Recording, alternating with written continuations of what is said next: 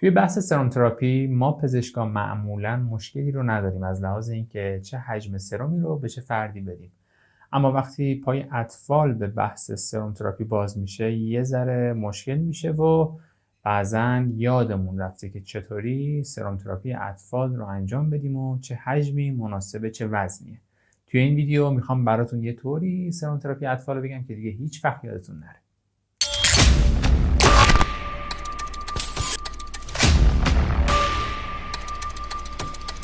دکتر عرفان سیفی هستم، رزیدنت جراحی عمومی و با بحث سرم تراپی اطفال در خدمتتونم. سرم تراپی اطفال از یک قانونی پیروی میکنه به نام قانون 100-50-20.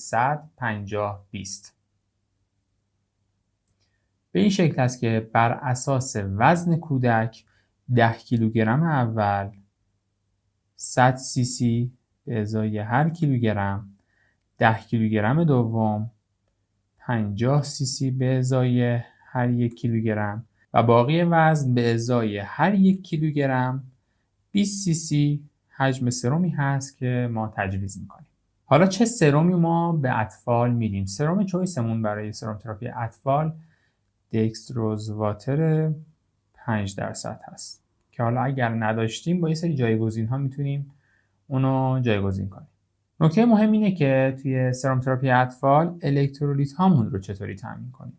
دو تا الکترولیتی که ما نیاز داریم خب سدیم و پتاسیم هست. برای پتاسیم ما اینطوری انجام میدیم که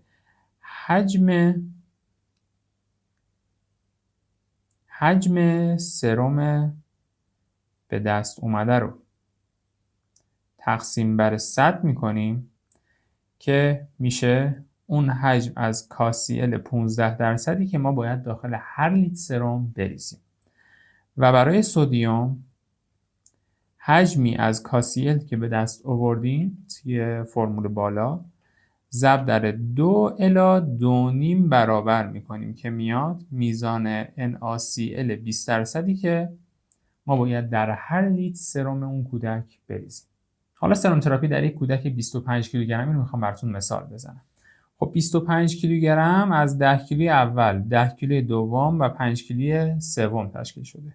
در 10 کیلوگرم اول به ازای هر 1 کیلوگرم 100 سی سی ما حجم سرممون بود. پس 10 ضرب در 100 مساوی است با 1000 سی سی. در 10 کیلوگرم دوم به ازای هر 1 کیلوگرم 50 سی سی حجم سرممون بود. پس 10 کیلوگرممون کامله. ضرب در 50 سی سی می شود 500 سی سی حجم سرم. و در 5 کیلوگرم انتهایی به ازای هر 1 کیلوگرم بیشتر از 20 کیلو ما 20 سی سی حجم سرمی که میدیم. پس ما اینجا 5 کیلو داریم. ضرب در 20 سی سی می شود 100 سی سی حجم سرمی که باید بدیم. مجموع این اعداد می شود 1600 سی سی سرم دکستروزواتر 5%. حالا میریم توی محاسبه الکترولیت هایی که ما باید توی این سرم بریزیم. برای پتاسیم گفتم چی؟ گفتم حجم به دست اومده رو تقسیم بر 100 بکن میشه 16. میشه 16 سی سی کاسیل 15%. حالا برای سدیم میشه حجمی از کاسیل که به دست آوردیم یعنی 16 ضرب در 2 میشه 32 سی سی NaCl 20%. پس به صورت کلی توی این کودک ما 1600 سی سی دکستروزواتر 5% به اضافه کاسیلمون شد چقدر؟ 16 سی سی کاسیل 15% و 32 سی سی NaCl 20% در هر 1 لیتر سرم 24 ساعته. این میشه بحث سرم تراپی در اطفال. خب در آخر من پیشنهاد میکنم یه بار دیگه این ویدیو رو ببینی تا قشنگ این مبحث ملکه ذهنت بشه و دیگه هیچ وقت فراموشش نکنی و توی سرم تراپی اطفال مشکلی رو نداشته باشی.